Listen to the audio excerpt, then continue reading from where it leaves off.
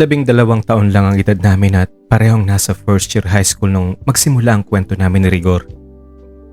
Ang totoo niyan, kahit nakatira kami sa isang barangay at halos magkadikit lang ang bahay namin, hindi kami nagkikibuan. Ang problema naman kasi ay nasa akin.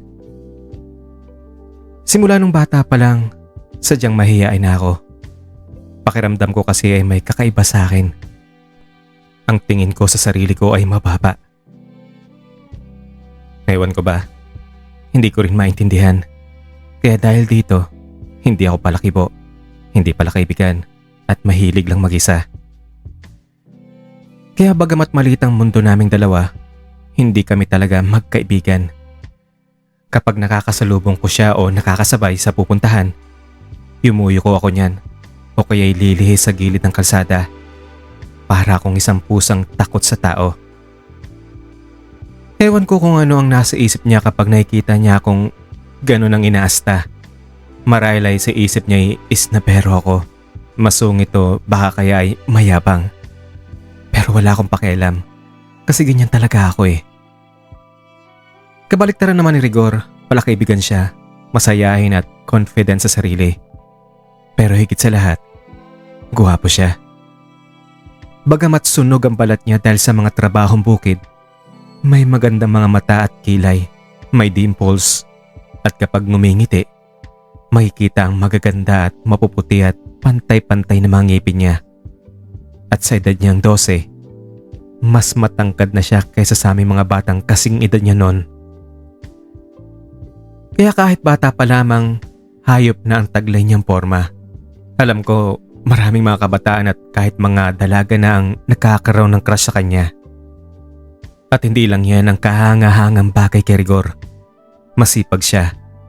Kadalasan kapag galing siya sa bukid, may daladala siyang kung ano-ano gaya ng niyog, saging, kamote, o kaya mga patay na sanga ng kahoy na panggatong. At tumatanggap din siya ng part-time na trabaho kapag walang pasok, pag-akyat ng niyog o pag-aararo. Kaya malaki ang naitutulong niya sa kahirapan ng kanyang pamilya. Isang araw habang nag-aaral ako sa ilalim ng lilim ng malaking kahoy sa likod ng school building, na-distract ako sa lakas ng boses ng isang grupo ng mga estudyanteng nagkakatuwaan. Napatingin ako sa direksyon nila at doon ay nakita ko si Rigor na tuwan-tuwa sa bangkaan ng kanyang mga barkada at isa sa may pinakamalakas na halakhak. Para akong napako sa kinaroroonan ko, napatitig sa kanya.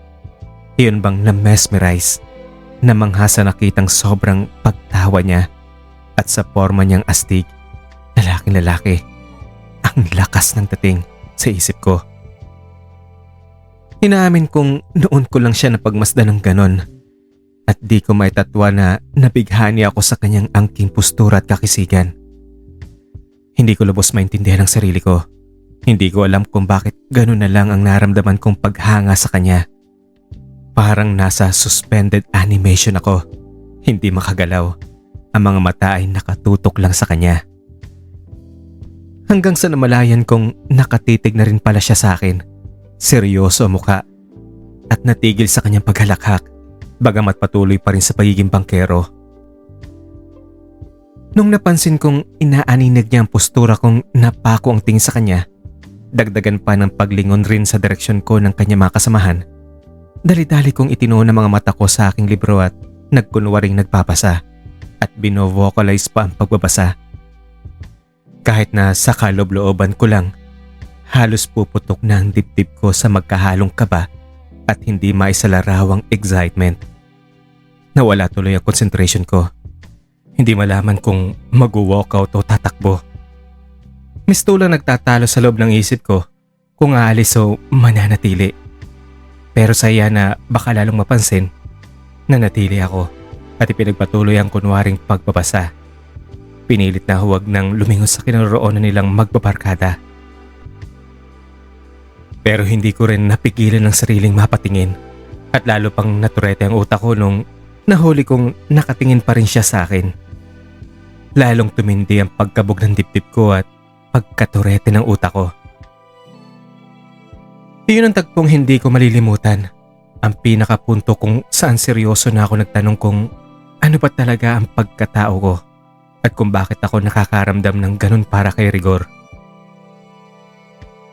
Simula noon, naramdaman kong lalo pang tumitindi ang pagnanais ko sa kanya. Iyon bang kahit gaano ako ka-focus sa pag-aaral ko o gaano man ako kabisi, siya palagi ang pumapasok sa isip ko. At ang nakakainis pa ay kapag nandyan naman siya sa harap ko, natuturete ang utak ko. Umiiwas ako at lumalayo. May isang beses, nasa gate siya ng eskwelahan kasamang kanyang mga barkada at eksakto namang galing ako sa loob ng campus at pauwi na ako noon. Nung nasa tabi na niya ako, tumingin siya sa akin at may itinanong na parang, "Uuwi ka na?" Hindi ko nakuha kung ano talaga ang tanong gawa ng nakayuko ako at napatingala na lang ako nung narinig ko ang boses niya. Kaya hindi ko nakuha kung ano pa talaga ang tanong na yon. Dahil hindi ko na-expect na ako na ang kanya kausap, inisip ko na baka yung nakasabay kong dumaan ang tinanong niya. Kaya yumuko na lang uli ako at ipinagpatuloy ang paglalakad. Pero doon ko napagtanto na marahil ay ako nga ang kanyang tinatanong nung nakalampas na ako at nilingon ko siya. Siya naman pagtalikod niya at nakita kong napapailing-iling siya at napakamot sa kanyang ulo na parang naguguluhan at nagtatanong sa sarili na ano ba problema nun? O kaya ay napaka-esnabero talaga ng taong yun. Nakaramdam naman ako ng guilt sa sarili pero isiniksik ko na lang sa utak ko na hindi naman talaga ako kinakausap nun. Isang araw na walang pasok, naisipan kong pumunta sa ilog. Ang ilog na iyon ay walang 1 kilometro mula sa bahay namin. Doon kami naglalaba at naliligo. Nagkataon ting ang ilog na iyon ay nasa ibaba lang ng gulod na may maraming pananim na niyog. Ang niyogan na iyon ay binabantayan ni Rigor at siyang taga-akyat at taga-biyak ng niyog kapag nagkukopra na may-ari. Sa totoo lang, wala akong balak na dumayo doon. Pero dahil napag-alaman ko na magkukopra daw sila, kaya naisipan kong pumunta para masilayan ko lang siya. Kaya kunwari sa ilog ang pakay ko. Pero wala akong taong nakita sa niyugan. Medyo nadismaya pero dahil nandun ako, sumagi sa isip kong tumuloy na lang sa direksyon ng ilog. Medyo nakaramdam din kasi ako ng hiya na baka may nakakita na sa akin doon at tapos wala naman palang gagawin. Baka isipin nilang si Rigor ang pakay ko doon. Guilty ba? O paranoid na ang utak ko sa kakaisip sa kanya? Kaya napilitan akong hubarin ang damit ko at lumusong sa tubig bagamat ang totoo. Hindi naman talaga ako marunong lumangoy. Pero huli na ang pagsisisi. Napakalalim pala ng parte ng ilog na napuntahan ko at mabilis ang sunod na mga pangyayari. Namalayang ko na lang na ikinakampay-kampay ko ang mga kamay ko at pilit na sumisigaw ng tulong. Pero bumulusok ng katawan ko sa ilalim ng tubig. Hindi na makahinga at ramdam ang sakit na pilit na pumapasok ang tubig sa ilong ko, lalamunan at baga. Sa pagkakataong iyon, ang tanging nasa isip ko na lang ay kamatayan, between life and death. Nasa ganun na akong sitwasyon nung maramdaman kong may biglang humablot sa buhok ko. Iyon na ang pinakahuling naaalala ko.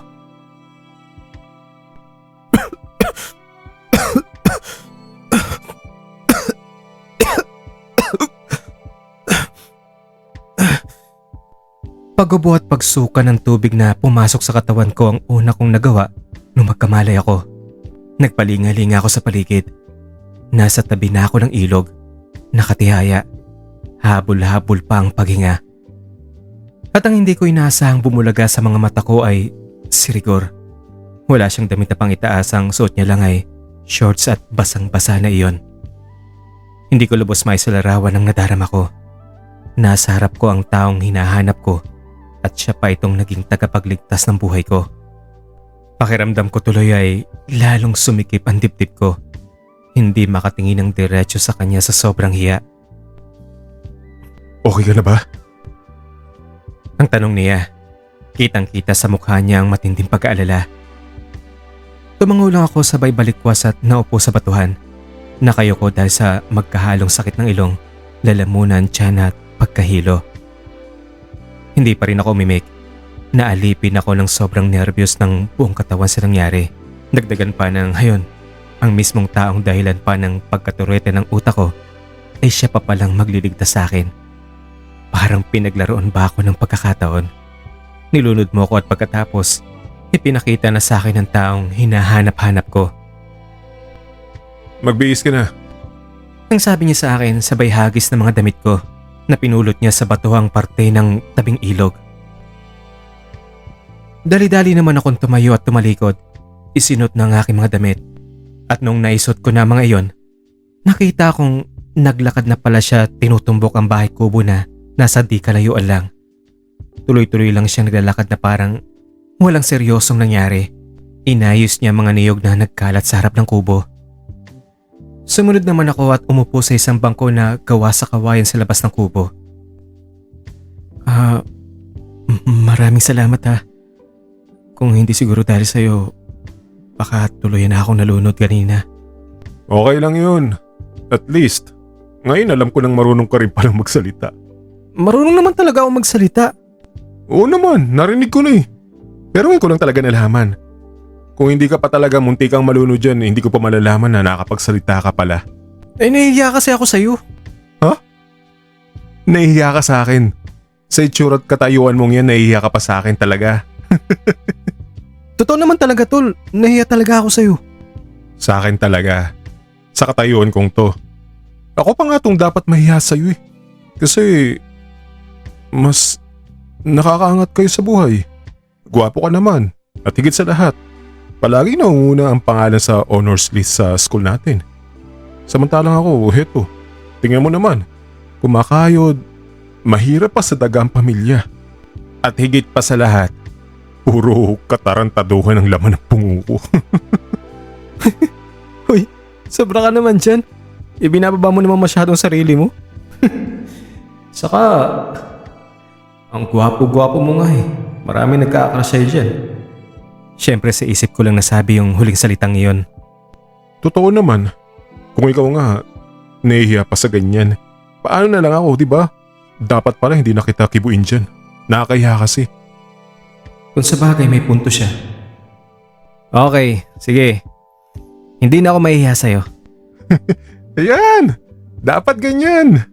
Para ako, mabuhayan din ang loob. Napangiti na lang ako sa sinabi niya. Medyo kinilig. At saka sa susunod, huwag kang maliligo sa parte niyan kapag wala kang kasama. At lalo na't hindi ka pa pala marunong lumangoy. Opo. Ang sarap pala niya kausap. At saka kung gusto mo, turuan pa kitang lumangoy dyan eh. Talaga? Sige, gusto ko yan tol. Okay, sige. Schedule natin yan at may trabaho pa kasi ako dito. At sige na tol, may akitin pa ako mga puno eh. Iwanan muna kita dyan. Hintayin mo ako? Sandali. O gusto mong ikuha kita ng shorts sa bahay? Ibibigay ko sa'yo para tuyo yung shorts na may susuot mo. Nako, wag na tol. Nakakahiya naman.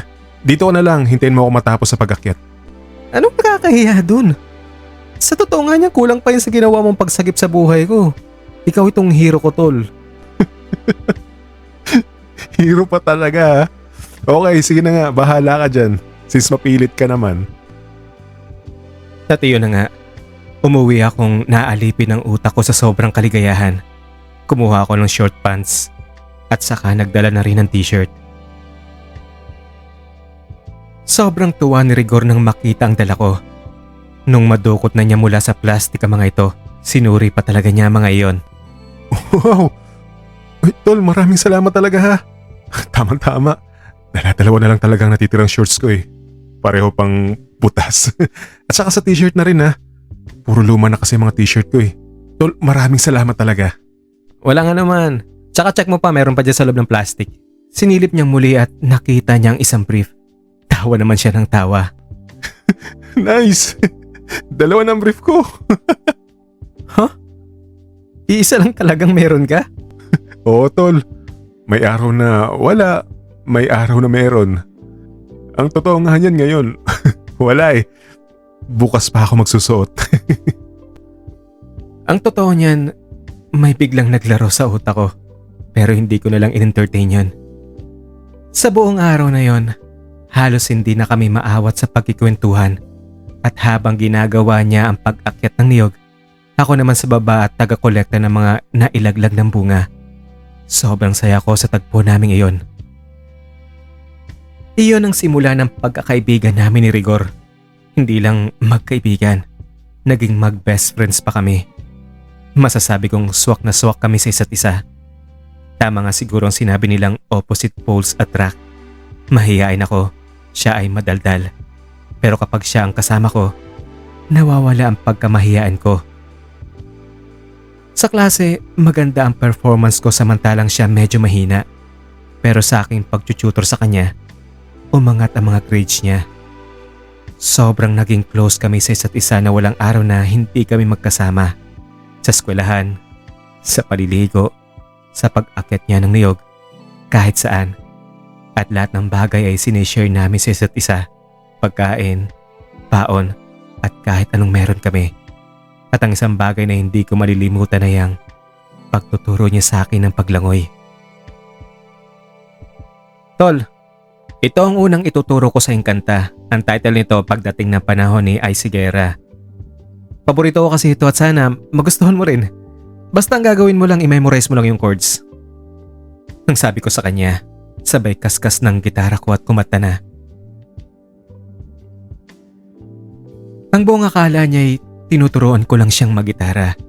Pero lingid sa kalaman niya, buong puso kong ipinapaabot ang mensahe ng kanta na iyon para sa kanya. At wish ko lang maramdaman niya iyon. Alam kong hindi mo pansin, narito lang ako, naghihintay na mahalin. Umaasa kahit di man ngayon, mapapansin mo rin, mapapansin mo rin. Galing naman! Ako, sana ganyan din ako kumanta at gumitara, tol. At saka gusto ko pati yung kanta na yan. Paborito ko yan, tol. Natuwa naman ako kasi nagustuhan niya at paborito din pala niya iyon. Alam mo ba, bago ko kinakanta yan, ibinubulong ko yung wish ko. Talaga? Ano naman yung wish mo? Medyo natawa naman ako. Feeling naipit kumbaga. Nagsisi kung bakit sinabi ko pa sa kanyang may wish akong ibinubulong bago ko pa man kantahin ang kantang yon. Pero ang naisagot ko na lang sa kanya ay, ano ka ba, akin na lang yun. Uy, ang daya nito. Sige ka, kapag ako naman ang kumanta niya sa harap mo, magwi-wish din ako at secret din yun. At pareho na lang kami nagtawanan. Halos wala na akong mahihiling pa sa sobrang close namin ni Rigor. Sobrang saya ko na sa wakas. Naging close din kami sa isa't isa. Pero habang tumatagal, mas masakit pala ang ganon. Kasi nandyan siya sa tabi ko pero hindi ko magawang sabihin sa kanya ang katotohanan ng nararamdaman ko. Nagsusumigaw na ang damdamin ko na yakapin siya. Pero para akong isang paslit na tululaway na nakaharap sa isang napakasarap na ice cream. At ang tanging nagagawa ko na lamang ay pagmasdan iyon. Sa paglipas pa ng mga araw, patindi na ng patindi ang nadaramang kalungkutan ko sa puso ko. Para bang tinotorture ang isip ko at kaluluwa. Nandiyan lang ang taong mahal ko. Abot kamay ko na. Pero parang nasa isip lang ang lahat. Napakalayo at hindi ko kayang abutin. Sobrang sakit. Nagmamahal ako ng patago. Nalilito kung bakit sa kapwa lalaki pa. At kung bakit ko naramdaman ang ganong klaseng pagmamahal sa kanya. Ang masaklap pa, hindi ko masabi-sabi iyon kahit kanino. Kaya feeling ko sasabog na ang utak ko sa sobrang tindi ng naranasan na pagkalito. Napakahirap tanggapin kasi alam ko lalaki si Rigor at imposibleng maging akin siya. Ano bang pangarap mo, tol? Ang tanong ko sa kanya isang beses na nagkikwentuhan kami sa ilalim ng lilim ng puno ng talisay na nasa gilid lang ng ilog at malapit lang sa kubo niya. Ang magkaroon ng magandang trabaho, yun lang. Bakit naman yun lang? Siyempre, kapag maganda ang trabaho mo, mabibili mo ang lahat ng kailangan mo, diba? Ayaw mo bang magkaroon ng pamilya? Siyempre gusto. Kaso, ayoko matulad sa akin ng mga magiging anak ko, tol, na Maraming kahati sa pagmamahal at sa mga kakapiranggot na mga bagay-bagay sa pamilya. Ayokong danasin din na magiging anak ko ang hirap. Ganun. At nakita ko na lang ang pamumuo ng mga luha sa gilid ng kanyang mga mata. May sundot din sa puso ko ang narinig. Gusto rin pala niya magkaroon ng pamilya. Ibig sabihin, imposibleng mangyari pang wish ko na maging kami. Pasensya ka na tol ha. Naitanong ko pa. Nakabawa ko lang yun. Ikaw ba, ano ba pangarap mo? Nagulat naman ako sa pagbabalik niya ng tanong sa akin. Hindi ko rin kasi alam kung ano pa ang gusto kong mangyari sa buhay ko. Ewan. Hindi ko alam tol. Basta lang sana ay mahanap ko ang taong tunay na magmamahal sa akin at tatanggapin niya ako ng buong buo. Wow! Ang lalim naman on! Ang papiro niya. Biglang nawala din ang lungkot sa mukha niya. Tawanan na lang kami ng tawanan. Ang mga pangarap niyang iyon ay tumatak sa isip ko. At sa bawat sandaling maaalala ko yon, may kirot akong nararamdaman sa puso ko. Isang araw, naabutan ko si Rigor sa may puno ng talisay at umuukit ng pangalan. Uy, ano yung ginagawa mo tol? Inuukit ko ang pangalan ko, tol. Uy, bakit may bakanting linya dyan sa ibaba? Kapag nahanap ko na ang babaeng mamahalin ko, diyan ko ilalagay ang pangalan niya. Ganun ba? Ikaw, tol, mag-ukit ka rin ng pangalan mo, tapos lagyan mo ng bakanting linya sa baba. Tumalima naman ako bagamat para sa akin ay walang kahulugan iyon. At para malaman nating orihinal na tayo ang umukit ng mga pangalan natin, ibabaon natin ang pako sa pinakahuling letra ng pangalan natin. At humugot nga siya ng pako sa bulsa niya at ibinaon ito gamit ng isang batong pumukpok sa gitna ng huling letrang R ng pangalan niya. Halatang pinaghandaan niya ang pagdadala ng pako. Sumunod naman ako at ibinaon ko ang pako na iniabot niya sa akin sa gitnang letrang N sa pangalan kong Ryan. Akala ko'y tuloy-tuloy na ang ganong setup namin kung saan ay palagi kaming nakakasama. Pero sadyang nababalot ng hiwaga ang buhay, mapaglaro ang tadhana, sumusulong ang panahon at dumarating ang samot-saring pagsubok na siyang nagpapabago sa takbo ng lahat. Isang linggo pagkatapos ng graduation namin ng high school, pinuntahan ko si Rigor sa ilog. Nakaupo siya sa ilalim ng puno ng talisay at kahit nakatalikod siya sa akin, ramdam kong may iniinda siyang mabigat na saloobin. Umupo ako sa tabi niya. Tol, hindi na ako makapagpatuloy ng pag-aaral sa college. Naalis na ako bukas, tol, papuntang Maynila. Doon ako magtatrabaho sa tindahan ng gulay ng kaibigan ng tatay ko. Pakiramdam ko ay may humataw ng malakas at matigas na bagay sa ulo ko sa pagkakarinig ko sa sinabi niya. Bakit naman tol? Iiwanan mo ako? Wala akong magagawa, tol. Yan ang sabi ng tatay ko sa akin. Ang sabi nila, hindi na nila kayang papag-aralin kaming lahat. At dahil tapos naman ako ng high school, ako ang napag-desisyonan niyang magtrabaho para makatulong sa pamilya namin sa kahirapan namin. Hindi na ako nakakibo. Yumuko na lang ako. Pilit na nihalaban ng huwag pumatak ang mga namumuong luha sa mga mata ko. Pero sadyang tago sa puso ko ang dalang mensahe niya. Kaya hindi ko rin napigilan ng kusang pagdaloy ng mga luha ko. Hinawi ko ang dulo ng t-shirt ko at ipinahid yun sa pisngi ko. Nakita ko na lang na umiiyak na rin si Rigor. Nakayoko.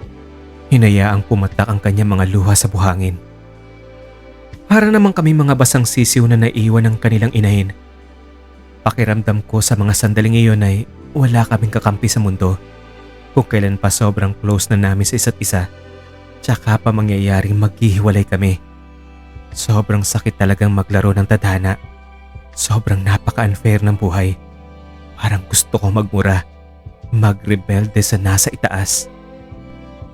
Ilang minutong nakalipas, naramdaman ko na lang na inakbayan ako ni Rigor at sinabi niya sa akin na, Tol, huwag ka nang umiyak.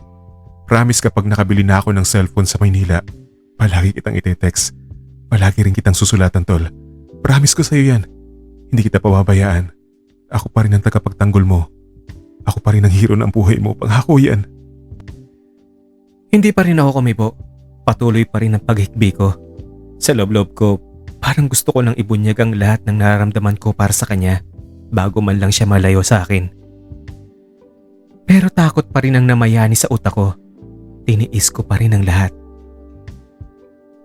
10:00 ng umaga nung dumaong sa pier ang barkong sasakyan ni Rigor papuntang Maynila. 9:00 pa lang, nandun na kaming dalawa. Parang biglang bumaliktad ang mundo. Kung dati ay ang saya-saya namin kapag ganong magkasama kaming dalawa, sa nalalabing sandali na iyon na magkasama kami, parang hindi kami magkakilala. Pareho kaming tahimik. Nakatutok ang mga mata sa buong lawak ng dagat. Malalim ang iniisip. Pilit na nilalabanan ng matinding sakit na nararamdaman. Naalis na ako. Nandiyan yung barko. Lalo tuloy ako nalungkot. Ayaw mo na ba talagang papigil? Hindi tuloy. Kung pwede nga lang talaga. Kung may choice lang ako. Naintindihan ko. Sige na. Bye na. Bye tol. Mag-ingat ka palagi ha. Tapos magpapakabait ka dito ha. Ikaw din. Mag-iingat ka sa Maynila. Marami daw mga masasamang loob doon. Alagaan mo palagi ang sarili mo, tol. May-miss kita ng sobra. Ang salitang lumabas sa bibig ko, bagamat ang isinisigaw nito ay ang salitang, I love you. Mamimiss din kita. Ang sagot niya. Kitang-kita ko ang pamumula ng mga mata niya at ang mga namumuong luha sa gilid noon. At dali-dali na ako tumalikod. Pilit na itinatago ang mga luhang hindi ko na napipigilang tumaloy sa pisngi ko.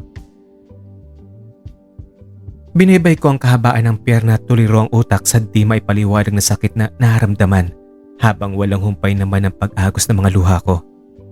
Iyon ang huling pagkikita namin ni Rigor. Pagkagaling sa pier, dumiretso ako sa ilog at sa ilalim ng malaking puno ng talisay, doon ako umiyak. Inilapas ang lahat ng sama ng loob ko.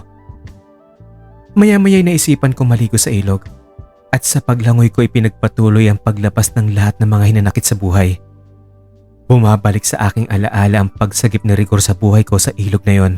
Bumabalik din sa alaala ko ang masasayang sandali namin habang tinuturuan niya ako sa paglangoy.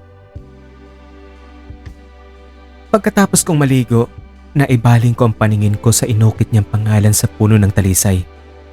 Parang may malakas na nag-udyok sa utak ko na iukit ang pangalan ko sa blankong linya sa ibaba ng pangalan niya. Hawak ko ng kutsilyo para ukitin ang pangalan ko doon, pero sumagi rin ang isang tanong sa isip ko. Paano ko makita ni Rigor ang pangalan ko sa ibaba ng pangalan niya at hindi niya magustuhan kasi nakahanap na siya ng babaeng mahal niya? Kaya hindi ko na itinuloy pa ang pag-ukit doon. Pagkaraan ng 1 linggo, sunod-sunod ang sulat ni Rigor sa akin at kahit papaano'y naibsan ang lungkot ko at pangungulila sa kanya. Hindi pa kasi siya nakakabili ng cellphone at hindi pa marunong mag-internet, kaya sa sulat na lang namin ibinubuhos ang lahat ng kasabikan namin sa isa't isa. Sa paglipas ng panahon, unti-unti ko nang natatanggap na malayo ng minamahal kong kaibigan. Nung nasa second year college ako, sinubukan ko magkaroon ng girlfriend. Agad ko ibinalita kay Rigor yun. Excited ako sa sagot niya pagamat sa isang sulok ng utak ko, umaasa ako na sana maipahiwatig niya ang pagsiselos. Pero nadismaya ako dahil natuwa pa siya sa pagkakaroon ko ng kasintahan. Uy, good luck tol! May maiukit ka na pangalan sa ilalim ng pangalan mo sa puno ng talisay. Ang sabi niya sa sulat. Iyon na rin ang huling sulat niya sa akin. Simula kasi noon, wala na akong naririnig pa sa kanya. Kahit ang pamilya niya ay hindi na rin daw sinusulatan, bagamat tuloy-tuloy ang pagpapadala niya ng pera sa kanila. Sobrang nalungkot ako noon. Pero ang iniisip ko na lang ay nagkaroon na rin siguro siya ng mahal sa buhay at tuluyan na niya akong kinalimutan. Sadyang ganyan siguro talaga ang tadhana. Minsan darating bigla ang taong magpapatibok ng puso mo. Hihinto siya sa buhay mo at iisipin mong siya na nga. Pero hindi pala. Dahil sa banda pa roon, may ibang tao siyang tunay na nakalaan para sa kanya. Hindi rin nagtagal ang naging relasyon namin nung naging girlfriend ko. Maraming issues. At ang isa sa mga yon ay ang naramdaman kong kakulangan. May iba akong hinahanap at alam ng puso ko yon. Si Rigor. Nung nakagraduate ako ng college, napagdesisyonan kong sa Maynila magtrabaho. Dahil magna cum laude ako sa kursong accountancy at pumasa din naman ako na mag-take ako ng CPA, may nag-offer sa akin ng trabaho sa Maynila. Sa 2 taon kong paninilbihan sa trabaho, mabilis na umangat ang katungkulan ko. Doon ay unti-unting naibsan ang pagkamahiyain ko at natuto akong makisalamuha sa mga tao, sa mga kasamahan sa trabaho. Nagkaroon rin ako ng mga piling kaibigan. Natuto rin ako mag-bar hopping at doon ko unti-unting na-realize na ako ay isang certified na bakla. Sinubukan ko rin magkaroon ng boyfriend. Pero kagaya ng naging pakikipagrelasyon ko sa babae, hindi rin tumagal yun. Isang gabi, maaga ako umuwi galing trabaho. Sobrang pagod ako noon kaya napagdesisyonan kong maghanap ng massage therapist. Ang ginawa ko ay tinawagan kong isang masahista na ipinakilala sa akin ng isang kaibigan. Dindo ang pangalan niya. Hello Dindo, pwede ka ba ngayon? Naku, sorry Ryan. Naunahan ka. May client ako ngayon eh. Ganun ba? Sayang naman. Kailangan ko pa naman na magmamasahe ngayon. Pero kung gusto mo, may kaibigan akong bakante ngayon. Sigurado ako mag-enjoy ka sa kanya. Mabait, matangkad, gwapo. Mas gwapo pa sa akin. Bigla din ako nabuhayan ng loob. Natawa sa kanyang ibinigay na description. Okay, sige ha. Sigurado ka mabait yan. Tsaka mas gwapo sa'yo.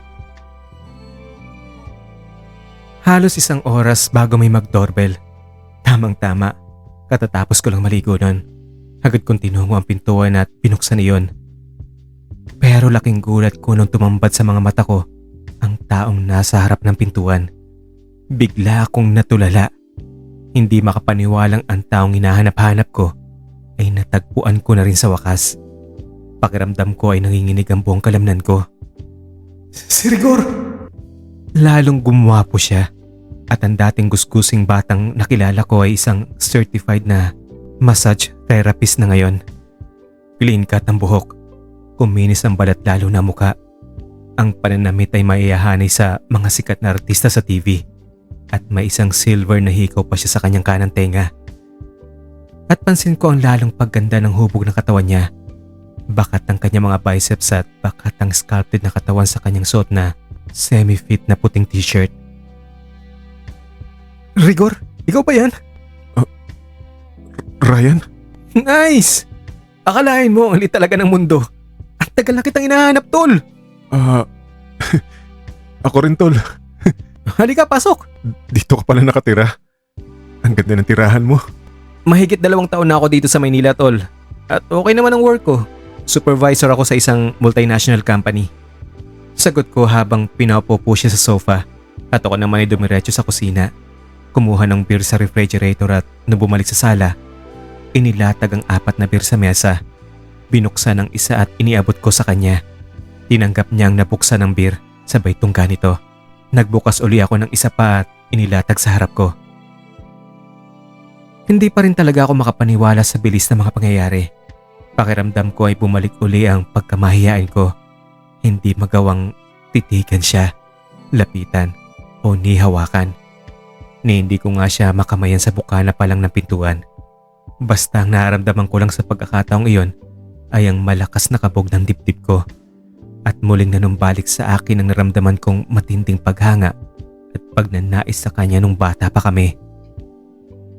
Tahimik lang kami. Kahit pagtitig ko sa kanya ay para akong nasisilaw at pakiwari ko ay ganun din siya. Para kaming parehong nabusalan. Hindi alam kung ano ang gagawin o kung paano sisimulan ang usapan. Inom ka lang dyan, tol. Uminom naman siya at madali niyang naubos ang isang bote ng beer. Binuksan ko pa ang isa at iniabot din iyon sa kanya. Dali-daling inubos ko na rin ang isang bote at binuksan uli ang isa pa. Tumayo ako. Bumalik ng refrigerator at naglabas pa ng 6 na bote. Nakakatig-4 na kami ng bote at medyo tipsy na ako noong nilakasan ko na ang loob kong magtanong sa kanya. Tol, ah, masahista ka na with... Alam mo na. Pero pakiramdam ko ay tinablan ako ng hiya sa tanong na iyon. Para sa akin ay bumalik ang nakakahiya at nakakasuklam na tanong na iyon. Yumuko siya na tila humuhugot ng lakas at saka sinalubong ang tingin ko. Oo. Oo, tol. Makapang kwento. Ang sagot niya, baka sa mukha niyang iba yung kalungkutan. Pero para din akong nasapugan ng bomba nung siya naman ang nagtanong sa akin. Ikaw ba ang nirefer sa akin ng kaibigan kong si Dinto? Pakiramdam ko ay pulang-pula na ang mukha ko sa tanong na iyon ni Rigor. Hindi ako makatingin ng diretso sa kanya at isang tango lang ang naging sagot ko sa kanya. Nung mga bata pa tayo, bakla ka na ba noon? May lalaking minamahal ka na ba noon? Hindi pa tol, wala pa. Dito ko lang talaga sa Maynila nalaman. At namayani na naman ang katahimikan sa pagitan naming dalawa. Nagulat na lang ako nang basagin niya ang katahimikan na yon ng isang tanong. Ano? Sisimulan na ba natin? Nadismaya naman ako sa biglang pagkakasabi niya ng ganon. Hindi ko maintindihan kung bakit parang ayaw niyang mag-usap pa kami. Pakiramdam ko ay ibang-iba na siya. Parang may hinahabol. Kaya hindi ko na iginit pang mag-usap pa kami. Baka makasagabal pa ako sa schedule niya. Sige. Ang naisagot ko na lang, sabay tayo. Tinumpok na ang kwarto at sumunod naman siya sa akin.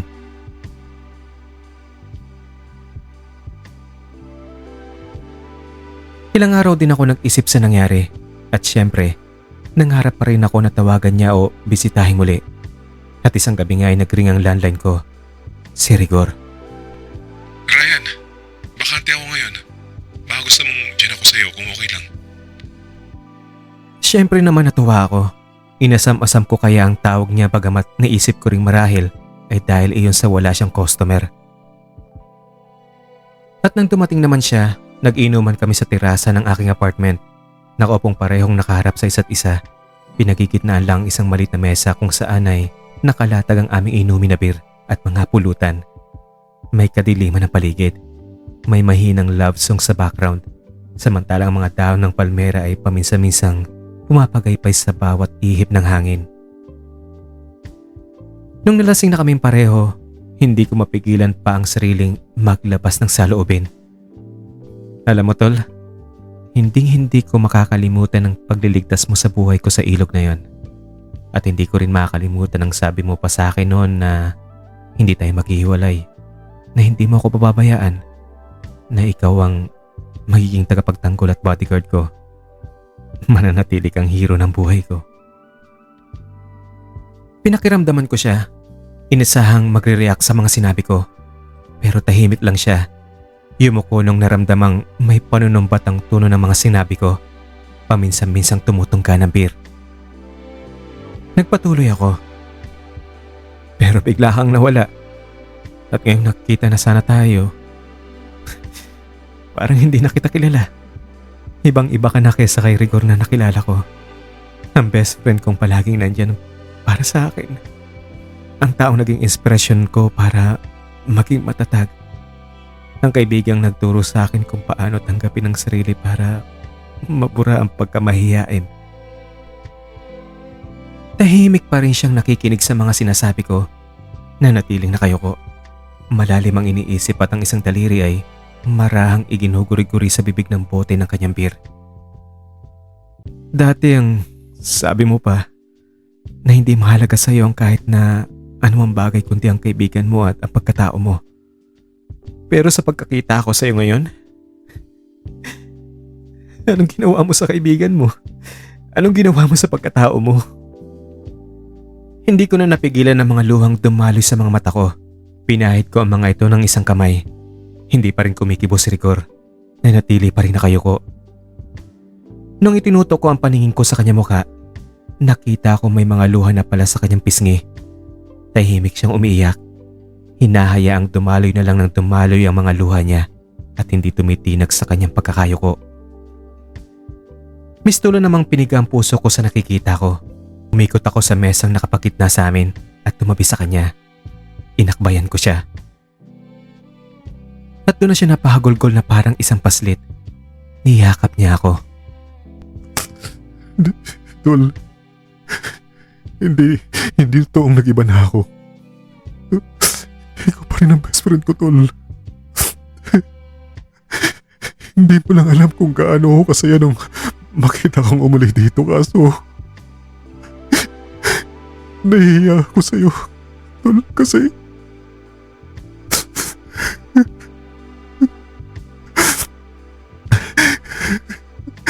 ang ganda ng trabaho mo. May sarili kang tirahan. May sasakyan. Hindi na kita maabot. Samantalang ako. Ito lang ang trabaho mo. Kaya sobrang hiyang-hiya ako sa sarili ko, Tol. Mistulan akong binuhusan ang malamig na tubig sa narinig ko. Niyakap ko rin siya ng mahigpit. Hinaplos-haplos ang kanyang likod. Hindi kita matiis, Tol. Kaya hiningi ko kay Dindo ang numero mo at tinawagan kita para makita ka. Magkwentuhan tayo ng ganito. Magsimulang kilalanin natin muli ang isa't isa. May tuwang dulot ang sinabi niyang iyon sa akin. Hinawakan ng dalawa kong kamay ang kanyang pisngi. Tol, hindi ako nakalimot. Ikaw pa rin ang idol ko. Ikaw pa rin ang hero ng buhay ko. At hindi mo bubura iyon hanggang sa buhay pa ako. Nahinto rin siya sa pag-iyak. Pinahid ng kamay niya ang kanyang mga luha at binitawan ng isang pilit ng ngiti. At doon ikwento ni Rigor kung paano siya napasok sa ganong klase ng trabaho. Nagsimula iyon nung hindi na ako halos pinapasweldo ng tindang pinapasukan ko dahil humihina na daw ang kanilang kita. Dagdagan pa nung pinapuan ng sakit si tatay. Dahil sa ako lang ang inaasahang makapagpadala ng pera pang ospital niya, so yun, napilitan akong pumasok sa ganitong klase ng trabaho. Marami kasi nag-aalok sa akin.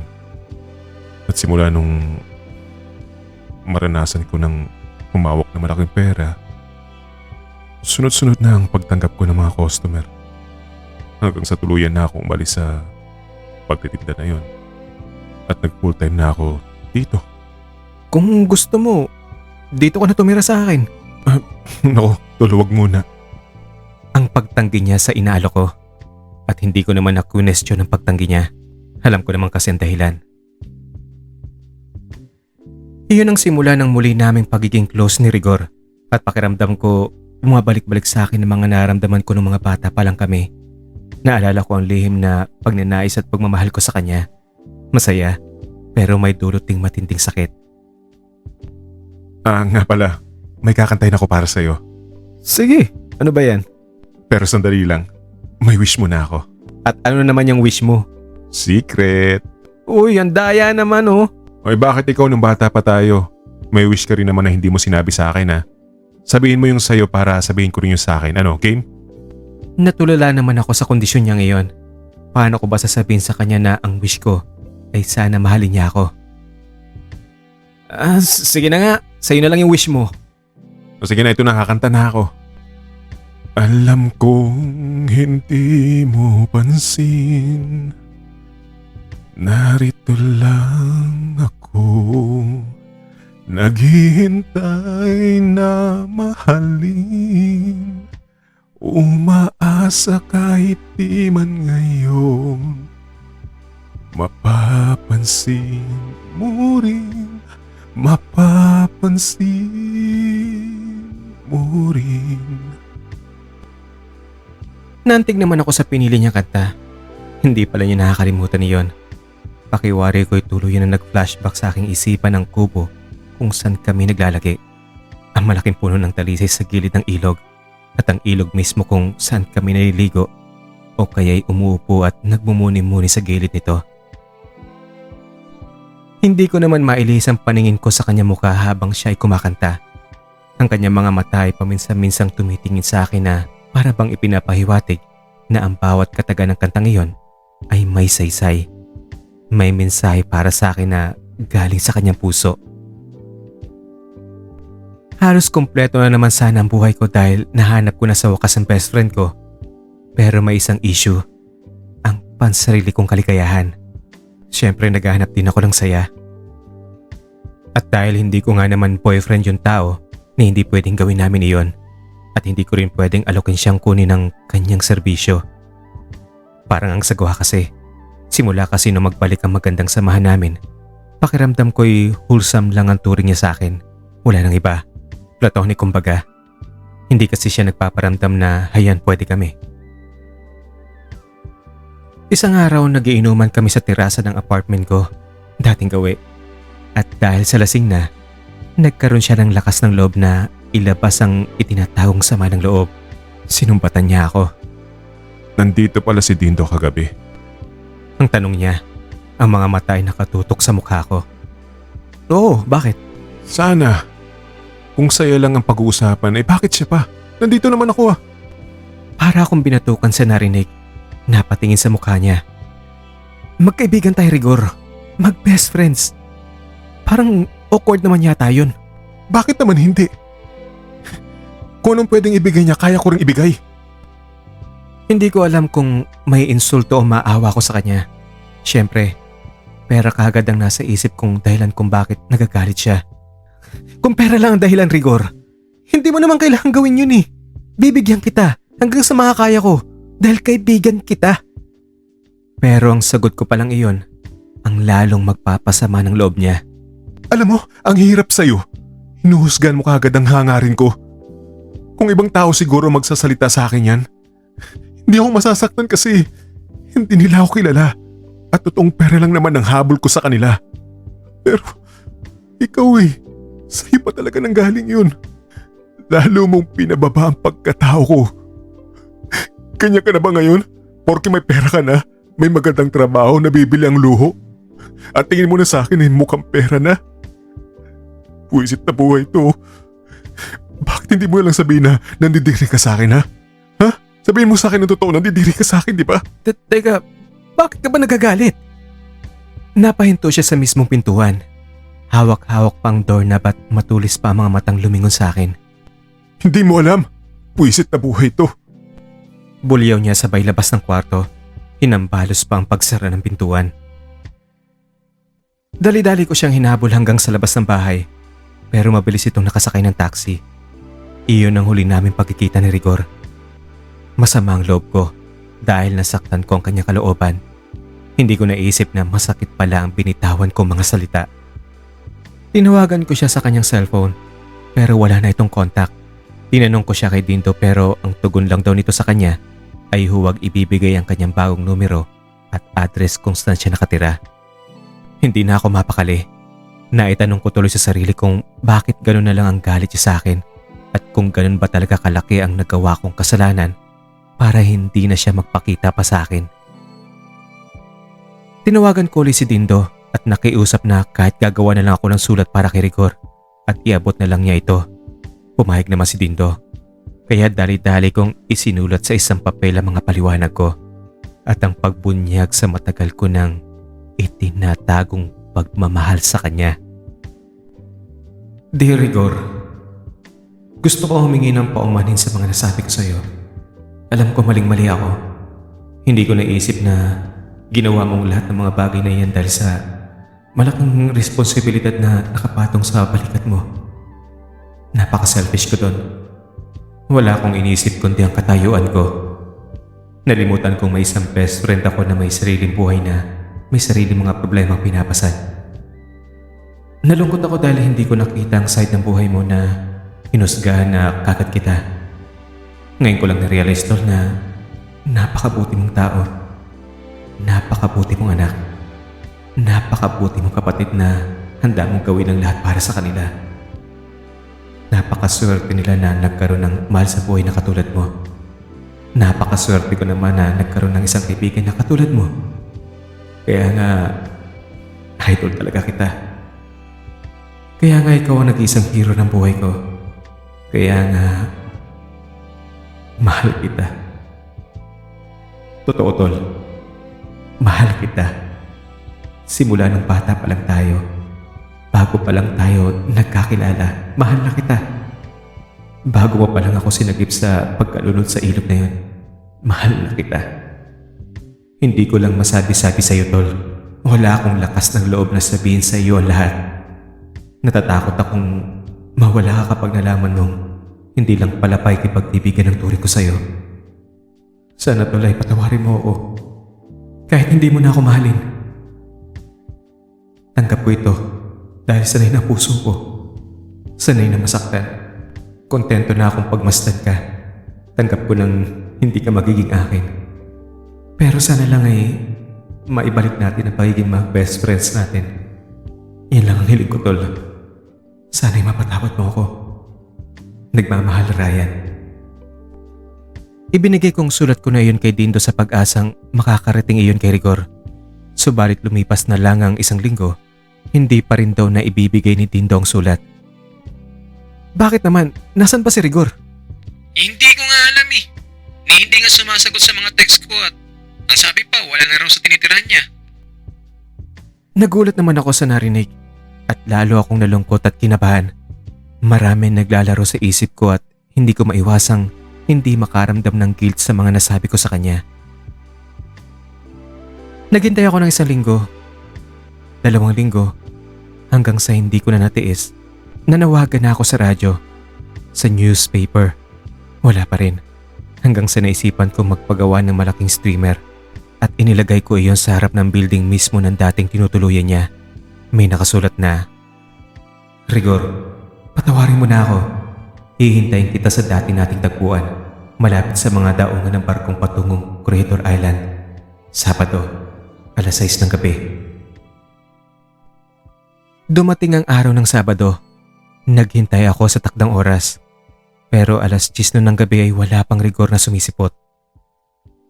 Lumipas pang 2 linggo nung hindi inaasahang makatanggap ako ng tawag mula kay Dindo. Ryan, hello. May masamang nangyari kay Rigor. Ano? Nagpatiwakal daw ito sa ilog niya mismo sa probinsya. Sumakay siya ng bangka, tinalayan ng malaking batong ang leg niya tapos tumalon. Kumuha ka na ng flight ngayon din. Baka sakaling maabutan mo pang paghahanap nila. Ano daw ang dahilan, Dindo? Bakit niya ginawa yun? Na-depress daw ito dahil sa resulta ng check-up niya Ano bang resulta? HIV positive siya. Para akong binagsakan ng ilang toniladang bato sa aking narinig. Sobrang awang naramdaman ko para sa kanya at may pangamba din ako para sa sarili. Siyempre, may naganap na sa amin. Wala na akong sinayang pang oras. Dali-dali ako nag-inquire online sa pinakamalapit na flight pa uwi ng probinsya. Walang humpay ang pagdaloy ng luha ko habang nasa himpapawid ang sinasakyan kong eroplano. Nung makalapag na ito sa mismong airport, dali-dali akong sumakay ng taxi. Parang hindi lumalapat ang mga paa ko sa lupa habang nagtatatakbo na akong diretso sa ilog kung saan din kami naglalagay ni Rigor nung mga bata pa kami. Pero wala nang katao-tawang lugar. Sumagi sa isip ko na baka tapos na ang paghahanap nila sa kanyang labi. Aalis na sana ako para tumbukin ang bahay nila nung nasumpungan ko ang malaking puno ng talisay kung saan namin inukit ang mga pangalan namin na may kanya-kanyang blankong linya sa ibaba. At laking gulat ko nung may nakita akong pangalan na nakaukit sa blankong linya sa ibaba ng kanyang pangalan at nakapaloob pa ang 2 pangalang ito sa hugis na puso. Inaninag kong mabuti kung hindi pa ako nagkakamali sa aking nababasa. Inilapit ko pang aking mukha dito. Rigor. At sa ibaba nito ay Ryan. Pangalan ko ang nakaukit. Lalo naman akong napahagulgol kasi kung siya man ang umukit nun, ang laking panghihinayang ko ngayong nawala na siya. Nasa ganun akong pag-iyak nung isang batang nasa 12 ang edad. May dalang pako at martilyo ang lumapit sa kinaroroonan ko. Ako po si Nante. Kayo po ba si Kuya Ryan? Ako nga. Bakit? Ako po nagbabantay sa niyugan dito at may habilin po sa akin si Kuya Rigor na kapag nakarating po kayo at nakitang inukit niya, alam niyo na daw po ang ibig sabihin niyan. At kapag nagustuhan daw po ninyo ang pagsulat sa pangalan niyo sa ibaba ng pangalan niya, ibaon daw po ninyo tong pako to. Alam niyo na rin daw po kung saan yun. Bigla kong naalala ang sinabi ni Rigor nung inukit niya ito. para malaman nating original na tayo ang umukit ng mga pangalan natin, ibaw natin ang pako sa pinakauling letra ng pangalan natin. Tinignan ko uli ang pangalan kong inukit niya. Wala nga itong pako. Agad kong tinanggap ang pako at martilyo na iniabot sa akin ni Nante at saka tinignan muli ang mga pangalan naming nakapaloob sa isang hugis na puso. Binasa ko ito. Rigor, Ryan, at saka dahan-dahang itinutok ang dulo ng pako sa gitna ng letrang N sa pangalan ko at saka pinukpok ng pinukpok ang dulo nito hanggang sa tuluyan ng mabaon. At saka po pala Kuya Ryan, may sulat po pala si Kuya Rigor sa inyo. Sabay abot naman ni Nante ng sulat. Nung nasa kamay ko na ang sulat, kinuha ni Nante sa kamay ko ang martilyo at nagtatakbo ng umalis. Napako ako sa kinatatayuan sa bilis ng mga pangyayari. Sinundan ko ng tingin ng papalayong si Nante hanggang sa hindi na siya naabot pa ng paningin ko. Nung nag-iisa na ako, ibinaling ko ang mga mata ko sa sulat na hawak-hawak at dali-dali ko itong binuksan. Tol, pasensya na kung sa ganitong paraan nahantong ang buhay ko. Hindi ko na nakayanan ng hirap at masakit na pasan-pasan ko. Kaya may nabuti kong ganito na lang gagawin ko. Hindi ko na kaya, Tol. Hirap na ako.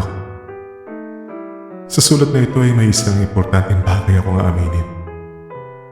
Mahal kita. Kung naalala mo nung sinulatan mo ako na may girlfriend ka na at hindi na ako sumulat pa sa'yo, ito'y dahil nasaktan ako. Naisip kong wala na akong halaga pa para sa'yo. Naawa ako sa sarili at pinilit kong kalimutan ka. Pero hindi ka mapura-pura sa isip ko.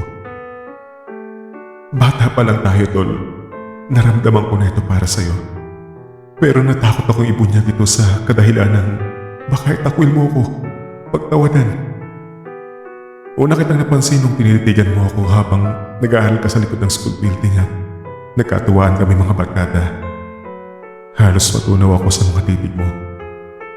Simula nun, hindi na maalis-alis sa isip ko ang titig mo ngayon. Pero mailap ka eh. Hanggang sa nakita nga kitang naligot ay nalunod sa ilog habang nasa itas ako ng puno ng niyog. Naisalpa kita. Nung magkalayo tayo at makita muli sa Manila, hiyang-hiya ako sa sarili nung nalaman mo ang lihim ko. At lalo na nung naramdaman kong parang may pandidiri ka sa akin. Aminin ko nasaktan ako. At lalo akong nasaktan nung si Tito kinuha mong magbigay ng saya-saya. At inakusahan mo pa akong pera lang ang dahilan. Hindi ko na talaga makayanan ng bigat na dinadala ko. Hiyang-hiya na ako sa mga tao. Hiyang-hiya na ako sa iyo.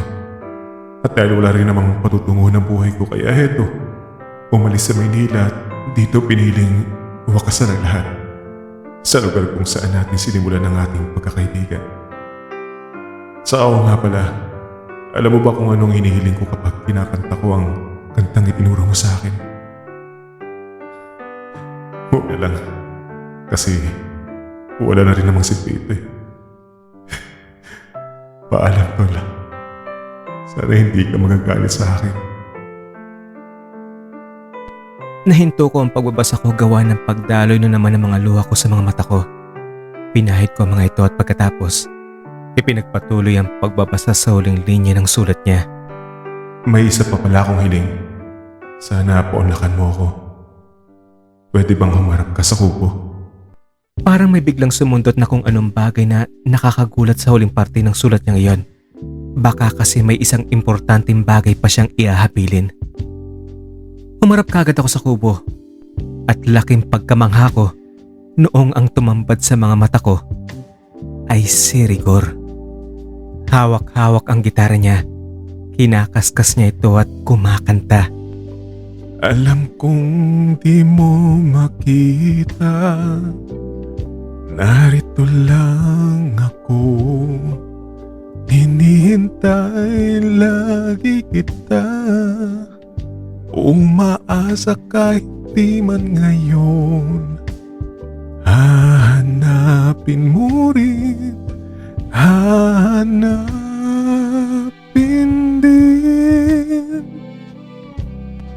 Nagtatatakbong nilapitan ko kagad siya. Nagyakapan kami habang walang humpay ang pagdaloy ng mga luha ko. Huwag ka nang umiyak. Pinayak mo ako eh. Ikaw ang dahilan nito eh. Hindi totoong sinabi ni Dingdot sa sulat na positive ka. Hindi malinis to uy. Sa ilang talaga ako pumayag sa backdoor na walang protection. Ikaw talaga tinakot mo pa ako. At pinagbiyahe papunta dito. Gusto ko lang umuwi tayo para dito sa malaking puno ng talisay. Magsimula tayo. Magsumpaan na magmahalan at hindi na maghihiwalay pa. Ipangako natin yan sa harap ng puno ng talisay na to. Pangako Rigor, pangako. At muli na naman kami nagyakapan. Teka nga pala, paano na pala yung kalivin mo? Kalivin? Sino naman nagsabi sa'yo niyan? Di ba hindi ka pumayag na doon tumira sa akin? Ano ka ba, nahiya lang talaga ako sa'yo. Pero kung nagpumilit ka talaga nun, bibigay ako. Kaso ayaw mo yata talaga eh. Mga halikan ko na sana siya sa pisngi nang bigla niyang sabihin, Uy, mamaya na yan. Doon tayo sa loob ng bahay kubo. ngayon ay nagsasama na kami ni Rigor sa nirerentahan naming apartment sa Maynila. Tuluyan na rin niyang iniwan ang kanyang trabaho at dahil medyo mataas naman ang katungkulan ko sa kumpanya namin, ipinasok ko si Rigor bilang filing clerk sa aking opisina. Alam kong hindi perpekto ang buhay namin. Alam kong sa darating na mga panahon, marami pang pagsubok ang aming haharapin. Pero gaano pa man ka mapaglaro ang tadhana, habang pinangahawakan namin ang pangako sa isa't isa na hindi bibitiw at matatag namin paninindigan ito, walang anumang dagok o pagsubok ang hindi namin kayang malampasan.